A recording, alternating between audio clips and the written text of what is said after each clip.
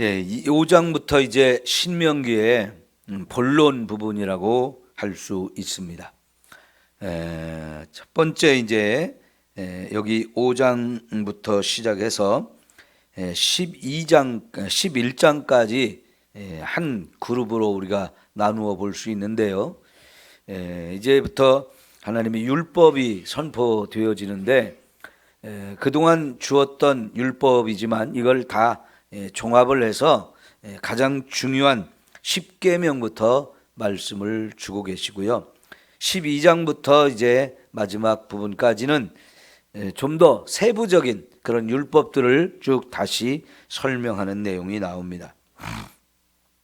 이제 여러분 1절을 보시면 이스라엘아 들으라 이런 말씀이 나와요. 우리가 번역을 했기 때문에 그런 부분이 좀 많이 제대로 표현이 안 됐습니다만은 둘째 줄에 이스라엘아 이렇게 말씀하셨고 마지막 부분에 규례와 법도를 듣고 그러잖아요. 그것을 배우며 지켜 행하라 이렇게 말씀을 하시면서 여기에도 이스라엘아 들으라 이렇게 나오는데요. 원어로 보면 이게 쉐마 이스라엘 하는 말이에요. 이제 이 히브리어는 약간 음률이 있어가지고 우리가 그냥 읽을 때는 쉐마 이스라엘 이렇게 읽지만 유대인들은 그런 부분을 좀 음률을 넣어서 이렇게 읽게 됩니다. 쉐마 이스라엘 뭐 이런 식으로요. 중동 같은데 아니면 동남아시아의 이슬람 국가 이런 나라들을 가게 되면요 하루에 5번씩 기도 시간이 있거든요. 그럼 그 기도 시간에 이슬람의 그 모스크에서 마이크를 통해서 스피커로 쫙 이렇게 아잔이라고요 그 소리가 나는데 엄청 소리가 큽니다. 그러니까 그 지역에 있는 모든 사람이 다 들을 수 있도록 엄청나게 이제 큰 소리로 이 코란을 읽어주는 그런 소리가 들립니다. 그 소리도 거의 비슷하게 이렇게 운율이 있어가지고요 높낮이가 이렇게 있는데 그거 하는 사람은 그 사회에서는 굉장히 자부심을 많이 갖는데요. 왜냐하면 그것도 아무나 하는 게 아니고 그런 걸 배우는 학교가 있어요. 그래가지고 그걸 잘 배워가지고 목소리도 좋고 제대로 잘 읽는 이런 사람을 선발해서 그걸 하게 하는데요. 그 운율에 있어서 그걸 높낮이에 맞춰서 이렇게 쫙 길게 뽑아냅니다. 근데 이 쉐마 이스라엘 하는 이것도요. 제가 잘 표현을 못하지만 굉장히 유대인들의 이런 읽는 이 모습이 누가 들어도 참 멋지게 이렇게 들리는 그런 단어거든요. 그러면 이 이스라엘아 들으라 하는 이 말은요 그냥 귀만 열어서 듣는 게 아니고 여기는 말씀대로 듣고 배우고 지켜 행하라 하는 겁니다. 반드시 이 말씀을 행하게 하기 위해서 지키는 것을 목적으로 삼고 하나님이 이 말씀을 주시는 거죠. 우리는 그래서 말씀을 들을 때마다 내가 잘 듣고 이 말씀을 그대로 지켜서 그렇게 살아야 되겠다. 이 결단하는 마음을 가지고 들어야 되는 거지요. 여러분 마태복음 28장 18절에서 20절까지 예수님이 이 세상을 떠나면서 제자들에게 마지막으로 주신 말씀을 거기도 그렇게 표현됐어요. 한번 찾아볼까요? 마태복음 28장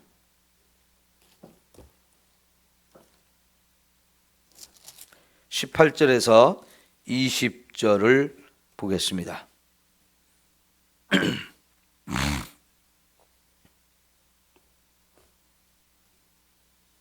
마태복음 28장 자 18절부터 봅니다. 여호와께서 예수께서 나와 말씀하여 이르시되 하늘과 땅의 모든 권세를 내게 주셨으니 그러므로 너희는 가서 모든 민족을 제자로 삼아 아버지와 아들과 성령의 이름으로 세례를 베풀고 내가 너희에게 분부한 모든 것을 어떻게 하라고요? 가르쳐 지키게 하라 그랬습니다. 가르쳐 지키게 하라. 내가 너희에게 준 모든 말씀을 가르쳐 지키게 하라. 이게 하나님께서 이스라엘 백성에게 시내산에서 율법을 주시면서부터 말씀하셨던 스타일이에요. 이제부터 하나님이 이스라엘 백성에 주신 모든 말씀, 이것은 잘 듣고 그것을 가르치고 배우고 그래서 결국은 지켜 행하는 그 자리까지 가라고 말씀을 하시는데, 예수님도 마지막 말씀을 하시면서 같은 스타일로 말씀을 하셨어요. 이제 제자들이 예수님에게 다 훈련을 받았습니다. 그래서 이 제자들을 세상으로 파송을 하는 거예요. 모든 민족이 가서 이 가는 게 첫 번째이고, 가서 그들을 제자를 삼아라. 이게 이제 동사예요. 제자를 삼는 게 동사입니다. 그래가지고 이 제자를 삼기 위해서는 가서 세례를 베풀고 가르쳐 지키게 하는 이것까지 행해야 되는 것이죠. 자, 그러면 다시 이제 신명기로 돌아와서요. 지금 여기 5장 1절에서 6절까지 하는 말씀은 시내산에서 언약을 체결한 이야기를 하는 거예요. 과거의 이야기지만 40년 전의 이야기지만 지금 요 가나안 입성을 앞두고 있는 이스라엘 백성에게 그때의 사건을 다시 한번 기억하게 해주는 말씀이죠. 그래서 시내산 밑에서 하나님과 언약을 체결한 이야기를 하는데요. 자, 2절 봅시다. 우리 하나님 여호와께서 호렙산에서 우리와 언약을 세우셨나니 이 언약은 여호와께서 우리 조상들과 세우신 것이 아니요 오늘 여기 살아있는 우리 곧 우리와 세우신 것이라. 자, 여기 2절 3절에서 우리가 살펴봐야 할 단어가 첫 번째, 하나님을 누구의 하나님이라고 말해요? 우리 하나님이라고 해요. 우리 하나님. 하나님을 우리 하나님이라고 표현하고 있고요. 지금 저와 여러분도 하나님을 우리 하나님, 나의 하나님 이렇게 표현을 하죠. 여러분, 이게 엄청난 은혜이고 축복입니다. 하나님을 우리 하나님이라고 말할 수 있고 나의 하나님이라고 말할 수 있는 것, 이게 특별한 은혜를 힘입은 것을 말합니다. 하나님이 출애굽기 3장에서 모세에게 오셔서 하나님이 누구냐 그걸 말씀하실 때 나는 아브라함의 하나님이고 이삭의 하나님이고 야곱의 하나님이다 라고 말씀을 하시는데, 생각해 보십시오. 아브라함이라는 한 개인입니다. 이삭이라고 하는 한 사람, 야곱이라는 이 한 사람, 그 한 사람 한 사람의 하나님이라고 말씀을 해 주시잖아요. 이게 얼마나 엄청난 은혜입니까? 이 세상의 모든 사람이 다 하나님에 의해서 지음받은 존재이지만 아담과 하와가 죄를 짓고 마귀의 종이 되어지면서 하나님과 우리의 관계가 깨어져 버렸어요. 하나님부터 쫓겨나고 하나님을 잃어버리고 하나님을 떠나서 하나님이 없는 사람으로 이 세상 모든 사람이 살다가 결국은 그 자신의 죄 때문에 지옥의 멸망을 당할 수밖에 없잖아요. 그런데 그런 우리에게 찾아오셔서 하나님이 우리를 구원해 주셨어요. 그래서 하나님이 나의 하나님이 되어주시고 또 그 하나님께서 나는 유병학의 하나님이다 이렇게 말씀해 주시는 거거든요. 이거는 하나님과 우리가 특별한 관계를 맺었기 때문에 그런 거예요. 아무나 우리 하나님, 나의 하나님 이렇게 못하잖아요. 하나님이 살아계신 분이고 나를 구원하신 분이고 나를 사랑하신 분이라는 것을 아는 사람만 하나님을 나의 하나님이라고 말할 수 있어요. 그래서 그런 사람들에게 하나님도 나는 너의 하나님이다 라고 또 말씀을 해 주시는 거잖아요. 여러분, 하나님이 여러분의 하나님이십니까? 그렇게 내가 너의 하나님이다라고 이렇게 말씀해 주시는 하나님, 이거는 하나님과 우리가 아주 특별한 관계를 맺게 된 건데요. 그거를 확인해 주는 단어가 언약이라는 거예요. 언약. 지금 하나님께서 이스라엘 백성들을 애굽에서 건져내 가지고 시내산까지 데려왔는데 그 목적이 뭐냐면 시내산 밑에 이들을 불러놓고 거기서 하나님과 이스라엘 백성이 언약을 체결하자는 거예요. 난 너희들과 언약을 맺고 싶다. 너희들도 나하고 언약을 맺겠냐? 이렇게 하나님이 물어보실 때 이스라엘 백성도 네, 우리가 하나님과 언약을 해서 하나님은 우리 하나님이 되시고 우리는 하나님의 백성이 되겠습니다. 이렇게 언약을 체결해요. 이 언약이 체결이 되었기 때문에 결국 하나님이 나의 하나님이 되시고 우리는 그의 백성이 되시는데요. 자, 여러분 6절이 바로 그거예요. 나는 너를 애굽 땅 종되었던 집에서 인도해낸 내 하나님 여호와라. 이거를 이 관계를 이렇게 맺겠다는 거예요. 나는 너의 하나님이 되고 너는 나의 백성이 되어진다. 그것을 위해서 내가 너희를 저 애굽에 종살이하던 그 자리에서 여기까지 인도해낸 하나님이다 하시면서 언약을 체결을 하는 거지요. 여러분, 이 얼마나 놀랍고 아름다운 관계입니까? 하나님을 자기 하나님으로 삼은 백성, 그들은 복이 있다 그랬어요. 한 나라도 그렇고 한 교회도 그렇고 한 가정도 그렇고 한 개인도 그렇고 그 하나님이 우리나라의 하나님이 되어주시고 우리나라가 하나님의 백성이 되어진다는 거, 하나님의 나라가 되어진다는 거 얼마나 큰 축복입니까? 그렇게 되어지도록 이 나라를 위해서도 우리가 함께 기도하기를 원합니다. 내 가정의 하나님, 여러분 아브라함이 그렇게 하나님에 의해서 선택을 받고 그의 가정이 믿음으로 세워졌을 때 그 가문을 천대까지 축복하는 이 엄청난 은혜가 임했잖아요. 우리의 가정을 그렇게 축복의 가정으로 삼아주시어서 우리 가정의 하나님 되어달라고 이렇게 기도하셔야 돼요. 여호수아가 나와 내 집안은 여호와만을 섬기겠다. 너희도 오늘 하나님 앞에서 너희가 섬길 자를 택해라. 여호수아, 우리 가정, 우리 집안은 하나님을 섬기는 집이 되고 싶다. 난 그렇게 우리 가정을 세우겠다. 이렇게 하나님 앞에 고백하잖아요. 우리의 가정이 그렇게 하나님 앞에 구원받은 가정, 온 가족이 다 구원받아서 하나님의 축복의 가문을 이루어갈 수 있다면 얼마나 큰 축복입니까? 예? 여러분의 가족 중에 아직도 구원받지 못한 그 영혼들을 정말로 눈물로 기도해서 속히 그 영혼들이 구원받고 함께 믿음의 가정으로 세워져야 할 줄 믿습니다. 이거는 여러분이 하루도 빼놓지 않고 기도해야 할 가장 중요한 기도 제목 아니겠어요? 절대로 포기할 수 없는 나의 가족들이거든요. 우리가 끝까지 책임져야 될 사람들이잖아요. 그런 나의 하나님으로부터 시작이 되어지는 거예요. 내가 하나님 앞에 정말 언약을 체결하고 나는 하나님의 백성이 됩니다. 하나님이 나의 하나님 되어주세요.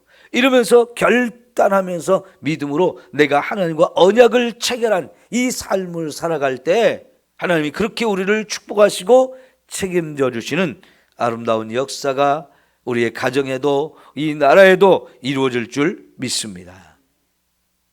자, 그러면서 지금 이 이야기는 40년 전에 호렙산에서 돌아가신 우리 부모들 세대들이 하나님 앞에 언약을 체결한 건데요. 여기 3절에 보면 이 언약은 여호와께서 우리 조상들과 세우신 것이 아니고 오늘 여기 살아있는 우리 곧 우리와 세우신 것이다. 40년 전에 우리 부모들이 우리 조상들이 하나님과 세운 언약이지만 그거는 그 그걸로 끝난 게 아니고 과거의 사건으로 흘러가 버린 사건이 아니고 지금 우리도 하나님 앞에서 오늘 여기서 하나님과 우리가 언약을 체결하는 거라고 이야기를 해요. 이게 왜 그럴까요? 그 하나님은 우리 부모와 함께 언약을 체결한 것으로 끝나지 아니하시고 그 하나님이 그의 후손인 우리에게 지금 오늘과 우리와도 함께 언약을 체결하시는 하나님이라고 말씀을 하는 거예요. 여러분 마찬가지로요. 우리가 지금 이 말씀을 읽으면 이거는 3500년 전에 일어난 사건이거든요. 그것도 저 광야 시내산에서 이루어진 사건이지만 이 말씀을 읽을 때 이것은 오늘 우리에게 현재가 되어지는 거예요. 이 하나님과 언약을 체결하는 것이 현재 내가 참여하는 언약이 되어지는 겁니다. 그거를 우리도 믿음으로 결단해서 하나님, 저도 하나님과 오늘 언약을 체결합니다 하면서 이 언약식에 우리가 동참을 해야 돼요. 참여를 해야 된단 말이에요. 여러분이 정말 오늘 이 자리에서 내가 하나님과 언약을 체결한다 이 믿음이 있으십니까? 그렇게 하겠다는 마음의 결단이 있으십니까? 그러면 오늘 우리도 하나님과 언약을 체결하는 거예요. 자, 그렇게 될 수 있는 것은 첫째는 하나님이 영원히 살아계신 분이고요. 두 번째는 그분의 말씀이 또 살아있기 때문에 그런 거예요. 자, 우리가 하나님의 말씀은 살아있다라고 얘기하잖아요. 근데 그 말씀을 하신 게 언젠데요? 3000년, 4000년 전에 하신 말씀이거든요. 그렇게 오래전에 하나님이 하신 말씀인데 그 말씀이 과거에 그 어떤 곳에서 이렇게 하신 말씀이지만 그 말씀을 하고 그냥 다 잃어버리고 없어지는 말씀이 아니고요. 영원히 살아있는 말씀이 돼요. 오늘 우리에게도 하나님이 지금 말씀하시는 것이 되어지고 우리 귀로 이 말씀을 읽고 듣고 하면서 나도 귀를 열어서 지금 듣고 있는 거예요. 그래서 이 말씀이 살아서 역사하기 때문에 우리가 이 말씀 앞에서 읽으면서 들으면서 나도 하나님과 언약을 체결하는 거다. 여러분 언제든지 어떤 말씀이든지 우리가 읽을 때 말씀이 지금 내가 하나님이 나에게 들려주는 말씀으로 듣고 읽어야 합니다. 그럴 때 하나님의 말씀을 들었으면 바로 행하는 거지요.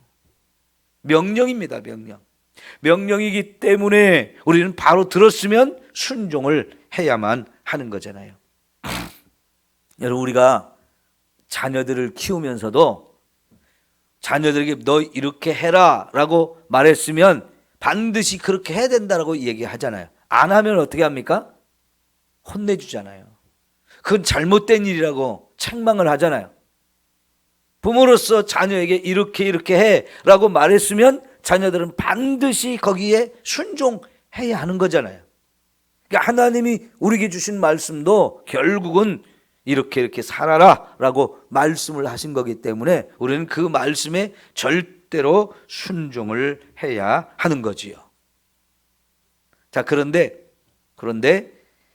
하나님이 시내산에 강림을 하시고 이스라엘 백성들이 그 앞에 나가서 서로 마주 대하여 섰을 때 사실은 하나님이 거기 강림하시는 그 모습이 막 불이 임하고요, 천둥 번개가 치고요, 거기서 돌이 날아오고요, 막 어마어마했어요.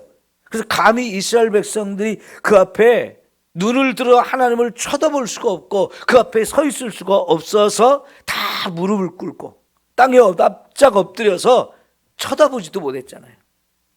엄청난 두려움을 느꼈어요. 귀를 열어서 듣는 것조차도 겁이 났어요. 그래서 그들이 한 말이 뭡니까? 모세에게 당신이 하나님께 가까이 가서 듣고 그 말씀을 당신이 우리에게 좀 전해줬으면 좋겠다. 우리가 이렇게 하면 다 죽게 생겼다. 이게 하나님과 우리의 만남의 모습이었어요. 감히 정말 하나님 앞에 설 수 없는 인생들, 너무나 거룩하시고 너무나 크고 위대하신 우리 하나님 앞에 우리 인생이 설 수 없는 죄인이라는 겁니다. 그분을 볼 수도 없고 설 수도 없고 들을 수도 없는 이런 두려움, 죽을 것 같은 이 두려움이 우리에게 임하는데, 그러니까 모세, 당신이 가서 듣고 좀 대신 말해주세요. 그 말씀 하나님의 말씀으로 듣겠습니다 해서 결국은 하나님도 그렇게 말씀을 해주시고, 그래서 모세를 가까이 오라고 불러주시고 모세에게 말씀을 들려주셔서 모세가 대신 우리에게 와서 그 말씀을 전하는데, 이 모세의 역할이 뭡니까? 중보자의 역할이에요. 중보자의 역할. 사람을 대신해서 하나님 앞에 나가고 하나님을 만나고 그 하나님 들려주신 말씀을 가지고 하나님을 대신해서 우리에게 와서 그 말씀을 전해주는 역할. 하나님과 우리 사이에 직접적인 만남이 불가능하기 때문에 하나님과 우리 사이에 왔다 갔다 하면서 사람을 대신해서 하나님께 가고 하나님을 대신해서 우리에게 와서 하나님 말씀을 전해주는 이 역할이 모세의 역할이고, 이걸 우리 중보자의 역할이라고 하는데, 이게 바로 예수님의 역할이었어요. 예수님이 하시는 역할을 모세를 통해서 이렇게 보여준 거거든요. 그래서 예수님이 내 말을 듣는 자는 곧 아버지의 말을 듣는 거다. 나를 본 자는 아버지를 본 거다. 이렇게 말씀을 하시는 거잖아요. 예수 그리스도가 없었으면 우리는 절대로 하나님을 만날 수도 없고 구원을 받을 수도 없는 거지요. 예수 그리스도만이 저와 여러분의 유일한 구원자가 되시는 겁니다. 그래서 이제 모세를 통해서 이 말씀이 선포되어지는데, 그 언약서의 진짜 이제 내용이 내일부터 볼 신명기 10계명 말씀인 겁니다. 10계명이 바로 하나님과 우리 사이의 언약을 체결하면서 맺은 언약 계약서예요. 계약서. 10계명이 그냥 우리가 읽을 말씀이 아니고 하나님과 우리 사이에 언약을 체결한 계약서다라고 하는 것을 우리가 기억하면서 이 말씀들을 보아야 할 줄 믿습니다. 자, 오늘 여기까지 하고 기도합니다.